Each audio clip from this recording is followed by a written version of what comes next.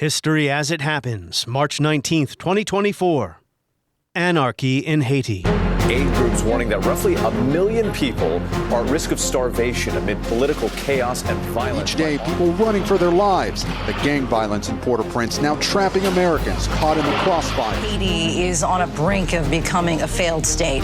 A gangland rebellion is ripping through the republic. The prime minister has announced he will step down once a transitional presidential council is in place. On Haiti, as you know, this has been a long unfolding story. Gangs now control most of the capital of the poorest country in the Western Hemisphere. Haiti is collapsing, its government paralyzed, its people starving and hunted by kidnappers. If misery and instability are synonymous with Haiti today, the country once appeared headed toward a better future in the decades before the earthquake. That's next as we report History as it happens, a podcast from the Washington Times. I'm Martin DeCaro. Haiti actually held free and peaceful elections in 1991. I want to announce that the military leaders of Haiti have agreed to step down from power. The dictators have recognized that it is in their best interest and in the best interest of the Haitian people to relinquish power peacefully. May the Haitian people mark the end of exile and coup d'etat. But essentially, the story is that he felt that he'd been kidnapped. He called it a coup d'etat. I mean, let's call it a coerced transition. A coup is fine, but I think, what it was basically a force coming in and saying, it's time to sign on the dotted line and we've got a plane waiting for you.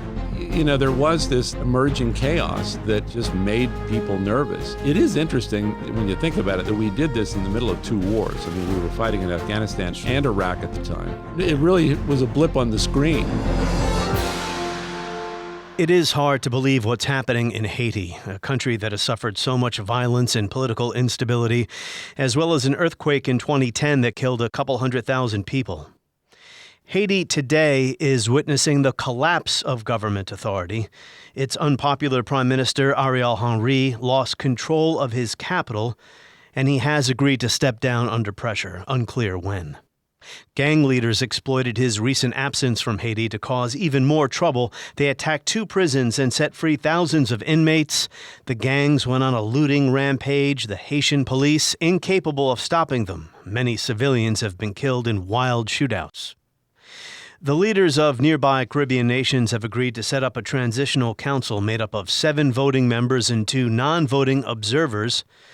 They represent various factions in Haiti, including opposition parties, the private sector, churches, and civil society. The Biden administration, which is stuck by Henry, now supports this move to replace him. Here is Secretary of State Antony Blinken.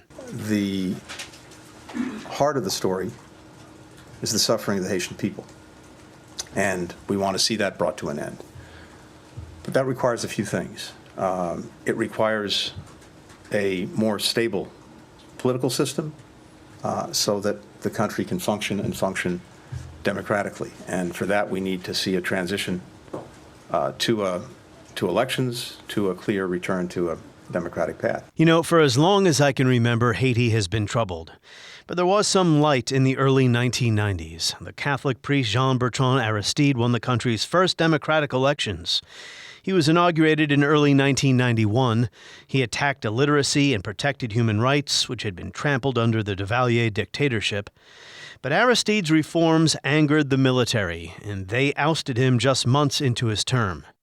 However, in 1994, the Clinton administration threatened to invade Haiti unless Aristide was returned to the presidency, and the military dictators gave way. Once again, we give life to the ideals of democracy, justice, and freedom. Jodia, yon lot fois encore, nous bay la vie, bay idéal démocratie, justice ak liberté. Today,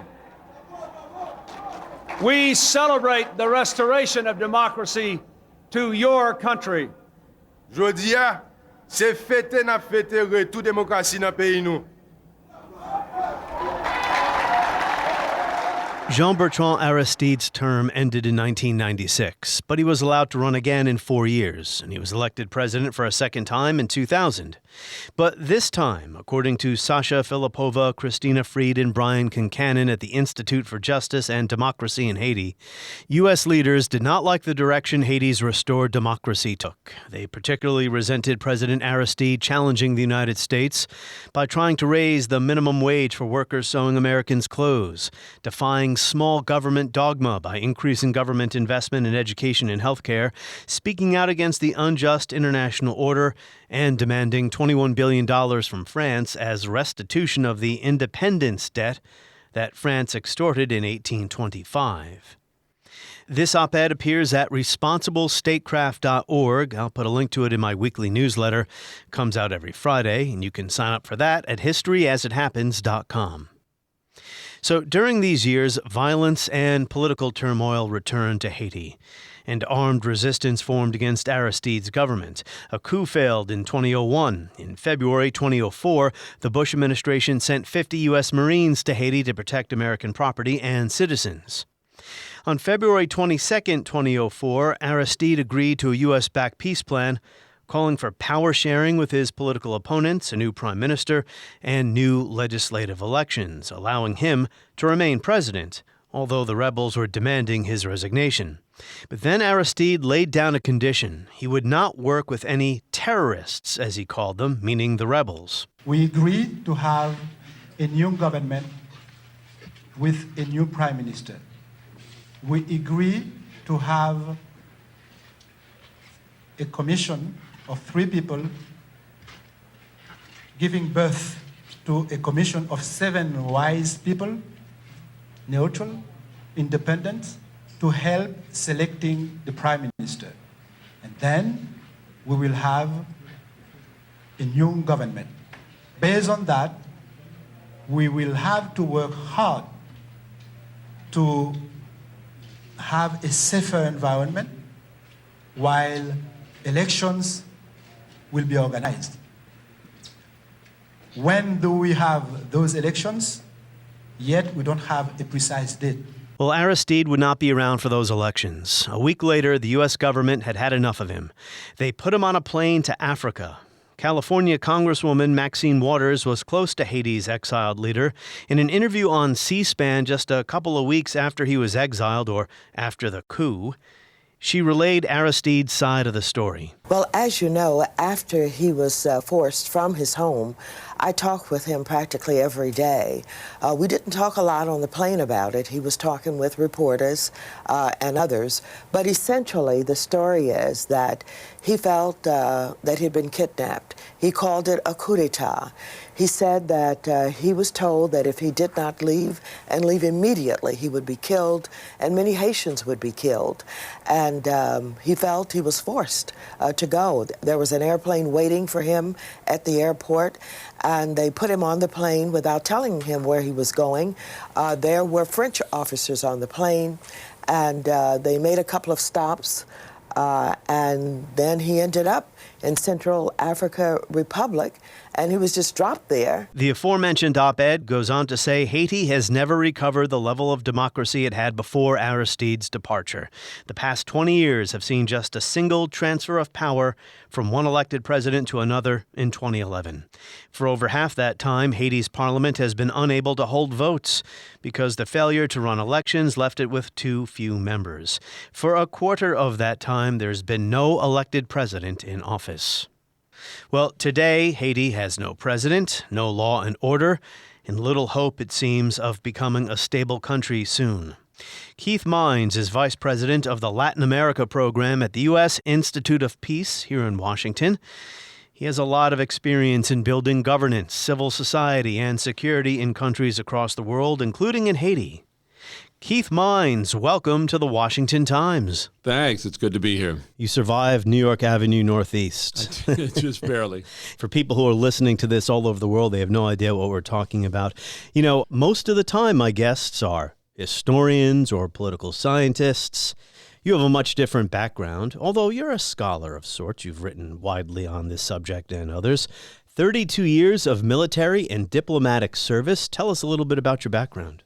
Well, I was commissioned in the Army from Brigham Young University, ROTC, in 1982, served for 4 years in the military and Special Forces in the 82nd Airborne Division, participated in the liberation of Grenada and some work in Central America, went back to grad school, and then started with the State Department in 1991 and served in a number of different assignments from Israel to Hungary to Canada, Mexico, short assignments in Iraq, Afghanistan twice, Somalia, Darfur, and then one in Haiti. So we were in Haiti in the 90s. Wow. And you said the liberation of Grenada. Is that make that point. Is that a political statement? That is a bit of a political statement, yes. If you'd been there, you'd know what I mean. It was a liberation to them, so we're going to stick with that. Well, when I met you recently at a USIP award ceremony, we started talking about Cold War era, Reagan era, Central American foreign policy. Maybe we'll have you on again to discuss that stuff. We're going to stick only to Haiti here. What brought you to Haiti, figuratively and literally? So I was a very junior officer, but I was posted to El Salvador. But I had experience in post-conflict reconstruction. I'd been in the Army, and there was a need for kind of a political military background, as we called it in the State Department in Haiti. So they pulled us out of El Salvador a year early. And at the time, we had 4 little kids, and off we went to this great adventure in Haiti. So we got there in 1995 in the fall and started working on all the different tasks of trying to help the Haitian government to build the democratic institutions that were going to keep it alive. And that was when Aristide had been restored, 95. Yeah, I think it was restored in, 94, 95? Correct, 94, yeah. Right. So he had been elected and then served a very small part of his tenure and then was ousted in a coup and then was brought back with the stabilization force that came in 1994. We got there about a year later, so it was kind of into that period. Or some people call it the U.S. occupation force. That's also a political statement, 94 to 97 under Clinton, but it was necessary to restore order. Right. They really, Panama kind of went the same direction. They really had tried everything. And some of the things that we end up doing in these cases, like sanctions, they end up being very long-term destructive. So at some point, when you've kind of run out of options, sanctions haven't worked and international pressure hasn't worked and whatever else we throw at it, then the option is military force. And in that case, that's what it took. It was an interesting restoration. We actually lived in Cedras's house. He was the last general to govern the country before the restoration of Aristide. And we actually lived in his house. It's kind of a funny story. His house was way up in Peggyville, which is way above the city. And the team to get him to leave was Carter and Powell and Nunn. So they come in, they go to his house, they try to negotiate his exit, and he says, look, if we're going to leave, we need some seed money to get started someplace else in exile. And they said, well, we'll see if we can just buy your 3 houses, and that would give you that seed money. Well, that'd be great. So they checked back with the Pentagon and the State Department. Well, we don't buy houses from ex-dictators. We can't do that. Well, how about if we rent the houses? So they ended up renting his beach house, his mountain house, and his Peggyville house, and it gets thrown into the embassy pool. The next thing we know, we're living there. So that was quite a fascinating experience. Well, there had been the Duvalier dictatorship, and Aristide was the first democratically elected president in Haiti's history in 1990, correct? Did you feel like you were living in a democracy when you went there after he was restored? Well, one of the things I think people forget is the damage to Haitian society and its political structure that the Duvaliers had done. And it really was a long run of a really brutal dictatorship where they eliminated any semblance of civil society. There was no freedom of the press, no freedom of movement, no freedom of anything. And they really crushed the society. So there was a lot of really bad blood that was part of the system when democracy was restored. And then it swung really hard the other direction because you think about it, Aristide was a very popular neighborhood priest, a big firebrand, believer in socialism. It was a real swing in the other direction. So it really kind of polarized the society, left a lot of things still to be done. But building those democratic institutions was always going to take a long time, particularly from that cold start that you had from the Duvalier dictatorship. You mentioned socialism. Does that mean Aristide subscribed to liberation theology? It was right, Central America. Exactly. Okay. He was part of that movement and was always going to be a problem with the elites, the business community, and others. So, Haiti is one of those countries that whenever I see a headline about it, it's always some disaster. For as long as I can remember, as we've been discussing, Haiti has been a place of crisis, tragedy, misery, human suffering, violence, corruption.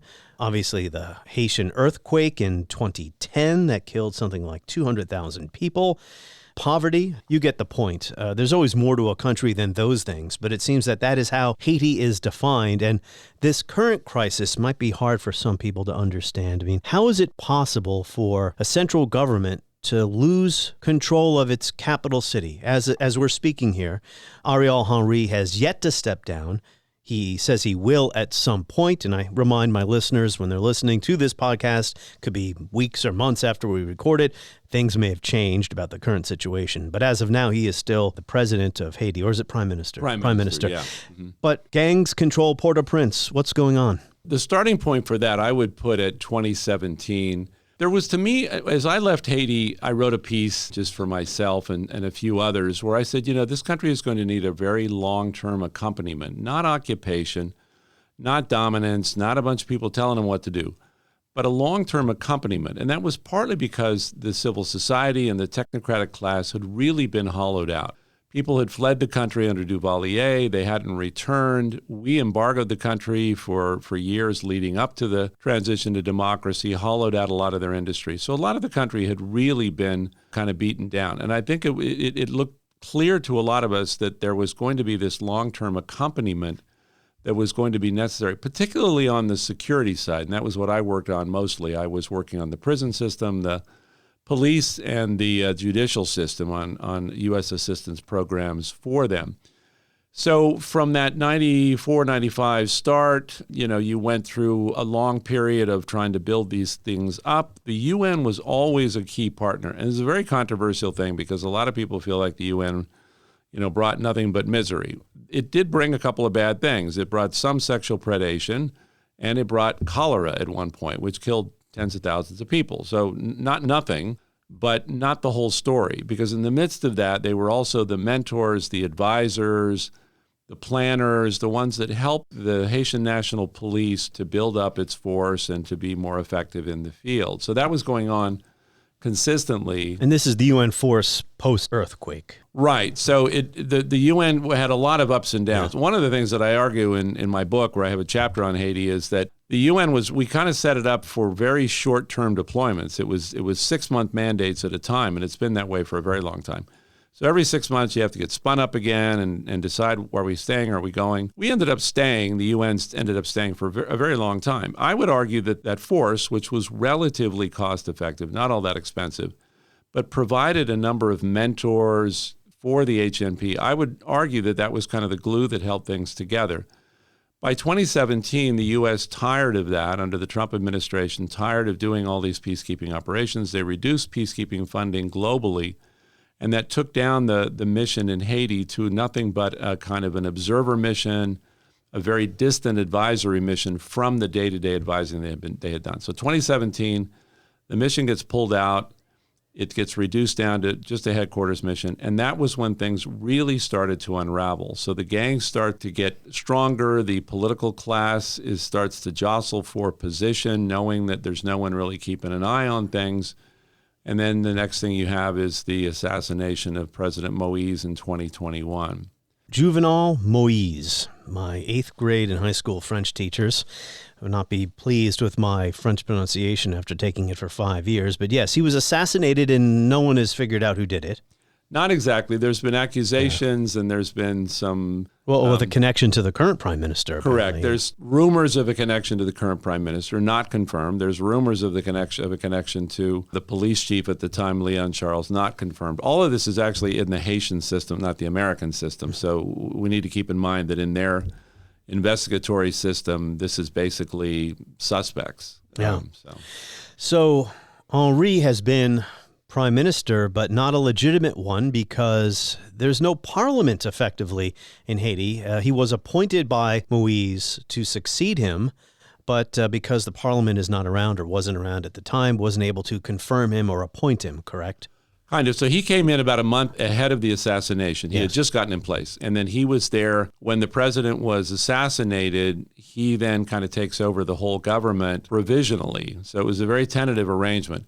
There was still a residual, kind of a rump parliament, a rump Congress at the time that basically just ran out its term. So there was a number of congressional members, but they ran out their term, and within a year, everybody's gone. And he was the last quasi-constitutional official in the country. Nobody else was around. So the quasi-constitutionality becomes kind of important, though. Yeah, they haven't had elections since, and he has become unpopular in the country. I do want to get to why gangs have been able to control so much of the capital, but why has Henry become unpopular? What is he offering or doing that the Haitian people dislike? He was a neurosurgeon, very skilled neurosurgeon. He's a very talented guy, very smart, very capable in the medical field. He had been in and out of politics in different places, and he had been one of the Council of Sages that had been brought in to try to restore order in 2004.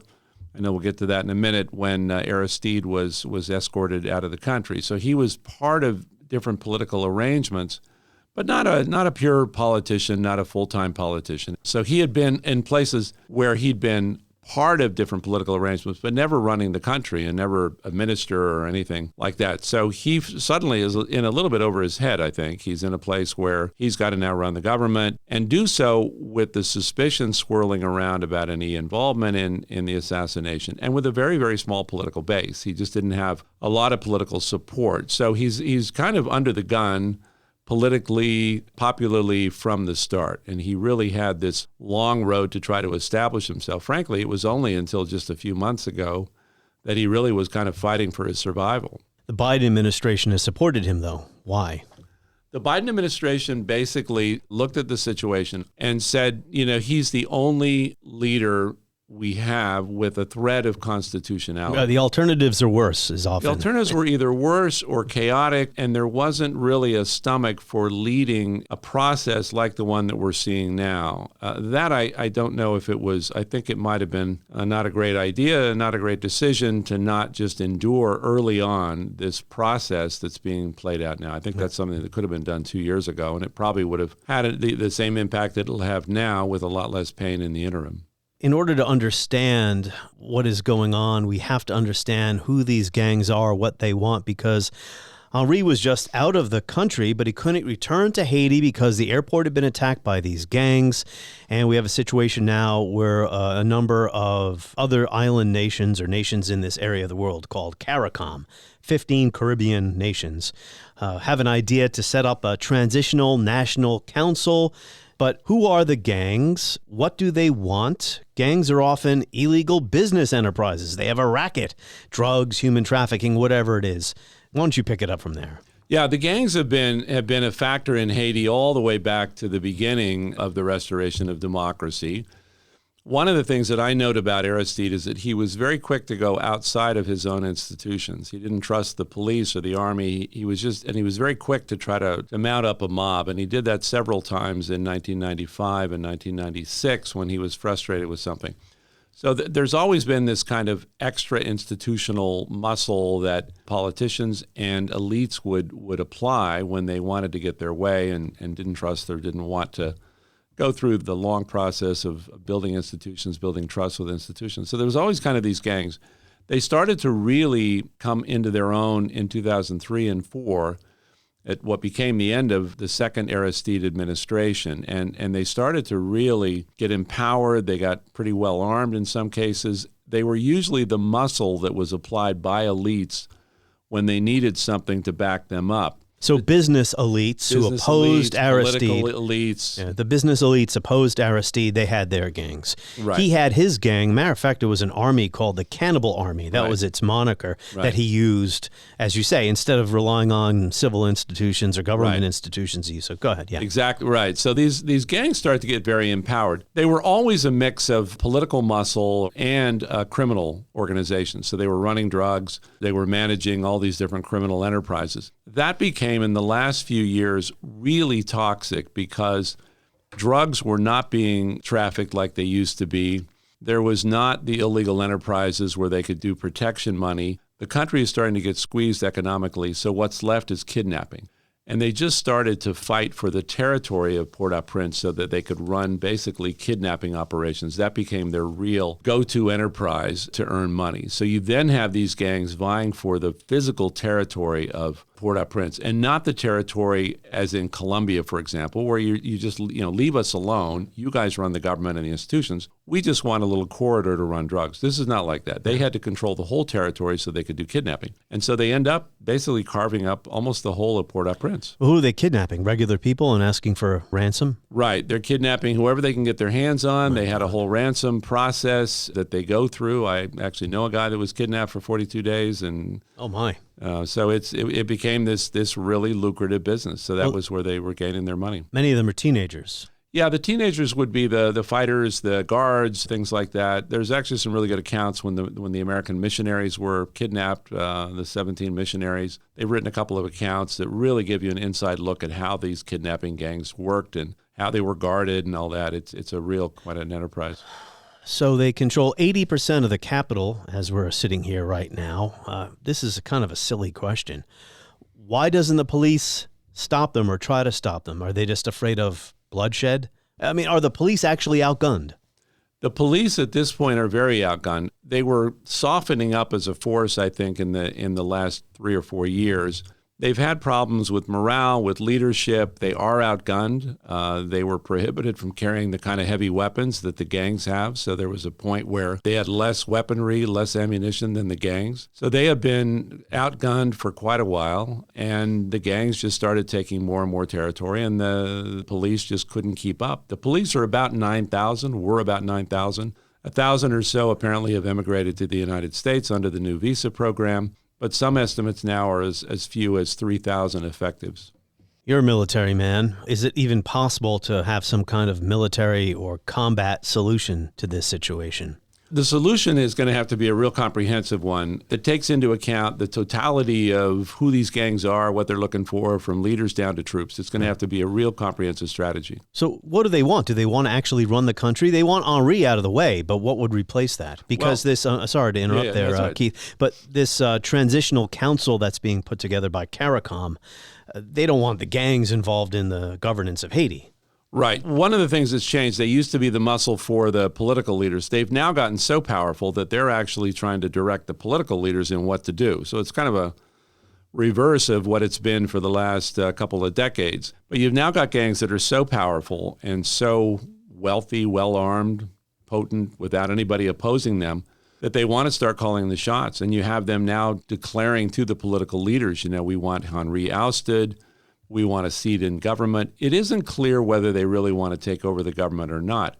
But I would say that it's getting closer to that point where you could see that. The entrance of a couple of leaders over the past couple of months, Guy Philippe was inexplicably released from a U.S. prison where he had been imprisoned for drug trafficking. He was allowed to come back to the country. He then formed a kind of a political gang by going up and getting connected to one of it's kind of the forest ranger service of Haiti, and he got them as his gang. So he's a kind of an insurgent type character. He's not just a pure criminal. And then there was another one that was released from prison. He was the former head of the Presidential Guard. He's also kind of a warlord type leader. Barbecue Cherizier has also emerged as what you could probably call better a warlord than a criminal or a gang leader. So they're starting to make political declarations. They're starting to declare that they'd like to be either governing the country or certainly have a role in governing and declare, who can be in and who can be out. The Kenyans were supposed to send a peacekeeping or a police force of about 1,000 troops to Haiti.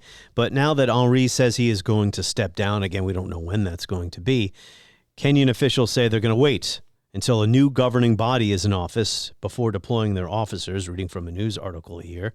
The deal is still in effect, but it's just simply on pause. Why Kenya?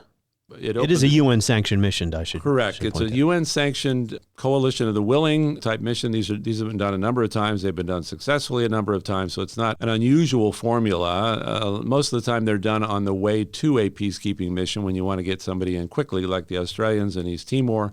U.S., of course, did this in the Balkans, and actually we did it the first time in Haiti as well. So it's a common formula. The Kenyans step forward.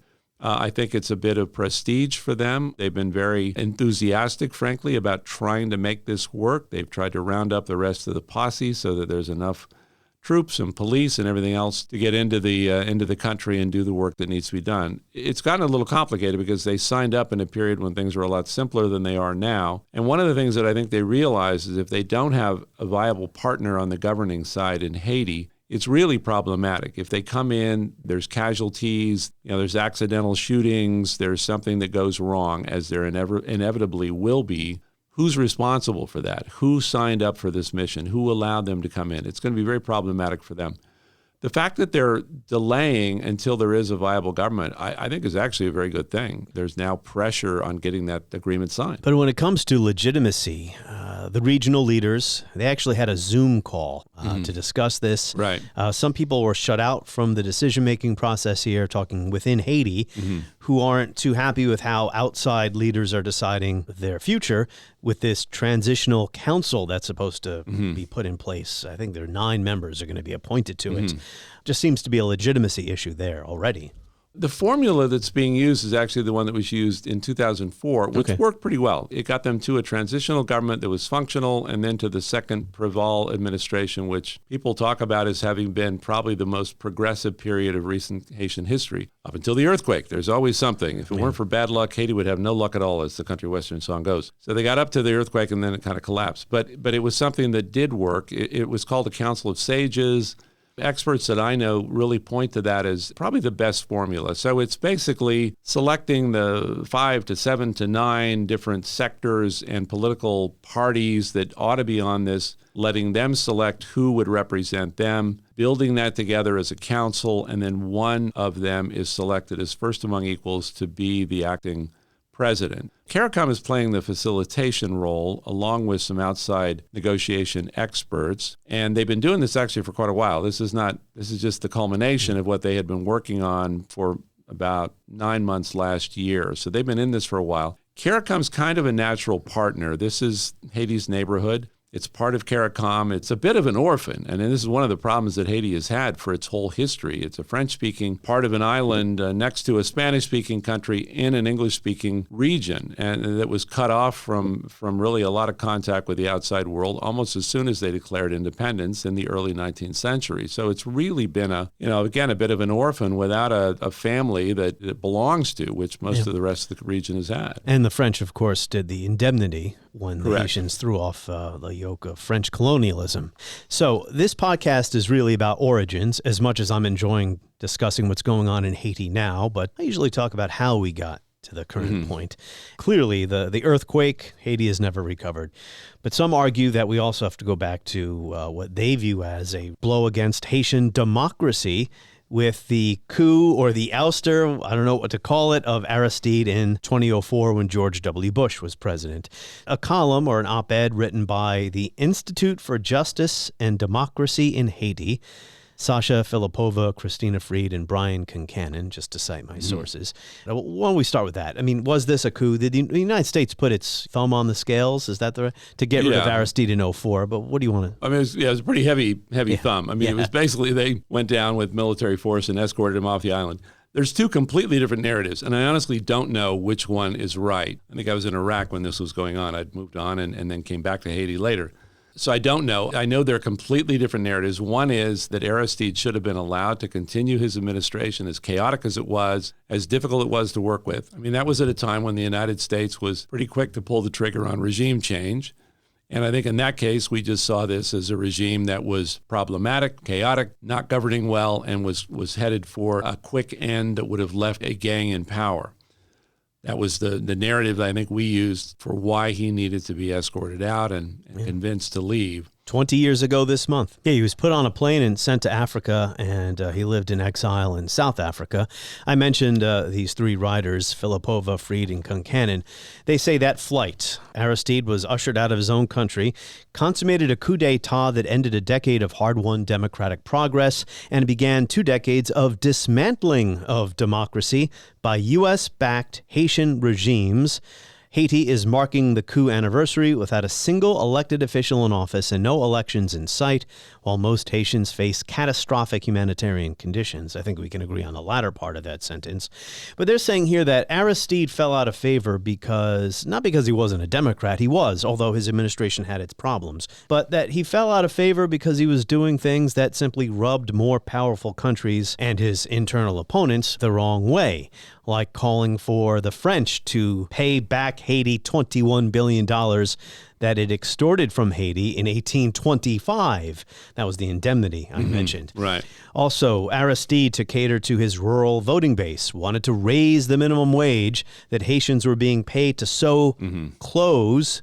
You know, we all know about sweatshop labor. People are paid pennies to sew clothes that we're wearing here in the United States. And that he did other things as well that ticked off powerful Western countries. And what do you stand on this? What I experienced was his first administration. That was in the 90s. The 90s, yeah. So that ended in 96 was when Preval came in.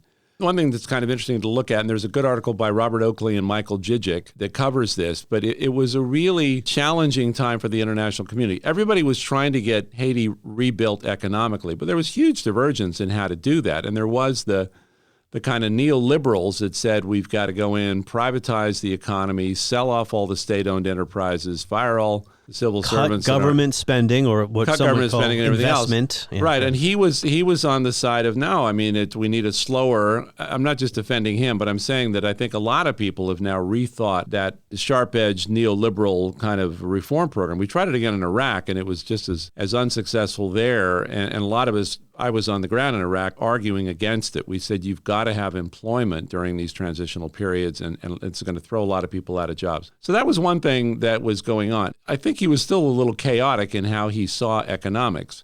And I don't know that he was going to be in a position to start attracting private enterprise and private investment. There was a lot of problems with how he wanted to manage the economy, but it was very, people-centric, and it was a very heavy social component to the way he saw economic management. So that was something, I don't know, that's not the reason why he was expelled, but it was something that made everything very complicated at the time. So that was the first administration. The second administration, again, I wasn't there during the time that he was ousted, but your writers there, they skip over an awful lot to go from 2004 to now, up until now, and they've skipped over, let's just talk about three key events. One was the Preval administration, the second Preval administration. And those that I know that were there then talk about that as a period of pretty good progress. Preval was also a social democrat, but he was a little more realistic economically. And I think they were starting to attract some investment. They were starting to get their economy a little bit better off. Agriculture was improving. And then you get hit by the earthquake in 2010. So he had 2 or 3 years to get things going. Earthquake hits. Now they're starting all over again in a society that's just really been literally flattened. And then from there, not only did the country have a hard time recovering, but the political system never quite bounced back. You had a series of chaotic elections, people overstaying their terms. It was just one thing after another. And I wouldn't blame that on the coup against Aristide. Again, I think that was really earthquake related. Absent the earthquake, you would have presumably had a transition from Preval to another president. I don't think there was anything on the horizon pre-earthquake that would have presupposed that you're going to go on to this very chaotic period of politics. That was a situation where the entire capital is flattened. Yeah. 200,000 people are killed across the country, and it really just put the country down. Now, one of the things I just want to mention that really is important, I think, is there was a tendency, just like in Haiti, there's a tendency to go build a mob every time you get frustrated with the institutions. In the international community, it's the opposite, but with the same effect. We don't build mobs, we just go private sector. So we've got private hospitals and private education and private security and private everything. And the international community has really supported, this infatuation we have with the private sector being better than government, I guess, is what leads this. But it's really been a problem in Haiti because the institutions that at the end of the day have to provide services in any country are just not there. 99% of the assistance that came in post-earthquake went to the private organizations, 1% went to the government.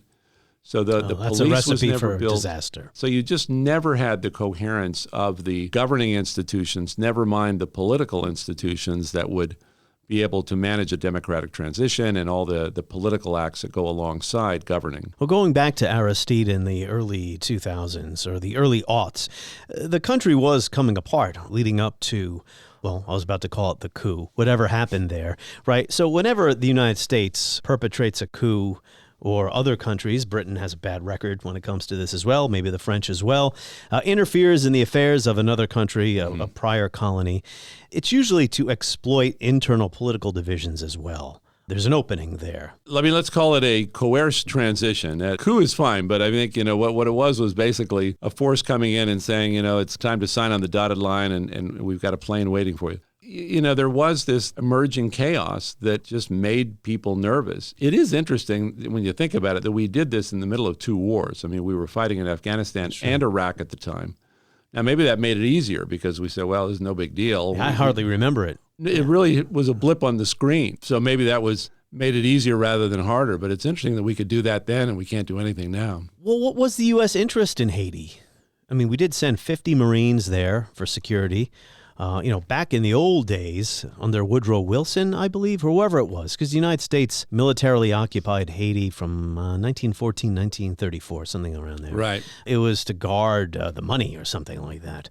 I mean, what was the U.S. interest here? Why would the United States care whether Aristide was running the country or not? The narrative was, and again, this is where I think you have to give some credit to the policymakers that had to make the decision. It looked like it really was just a devolution into chaos. It was easy enough to do. I think they could see that there was, and in fact it turned out that way, there was a fairly clear way to do this with a very small number of troops, no casualties. They could see that. I mean, this wasn't something they were making up. There's a way to do this. And I think that's what they decided. I think it was a coalition of the U.S., Britain, France, and maybe Canada. Yeah, you're right. It was Canada. It was all First World Forces. But it was small. It was, low hundreds. As I understood it also, Aristide, I think, was at the point where he realized, independent of us, he was about to get deposed by one of the gangs that was coming after him. So I think it was the point where it was time to move on, and he realized that. What's his image like in the country today? You don't hear too much about him. I think he's probably still got his base. I think there's still some that still look at him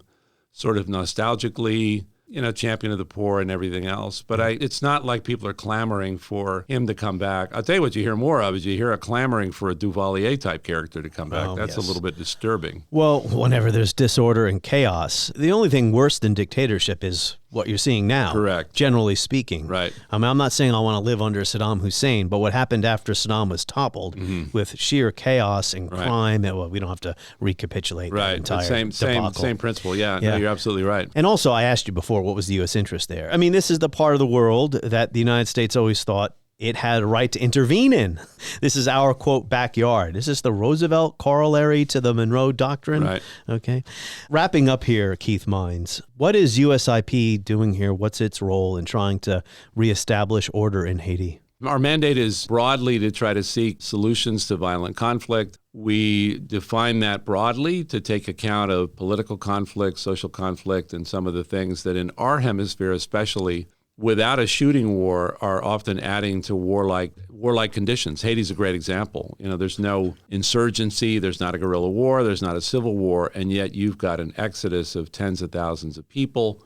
You've got famine, you've got it all. Venezuela, very similar, a country that's in the throes of really grinding poverty. Millions of people have fled the country. So it's almost like a warlike situation without war. So we define that very broadly. We try to get to the center of gravity of what's going on in a place like Haiti. That is the political arrangement that is evolving, that we're seeing now with the CARICOM arrangement, to get to a place of better governance.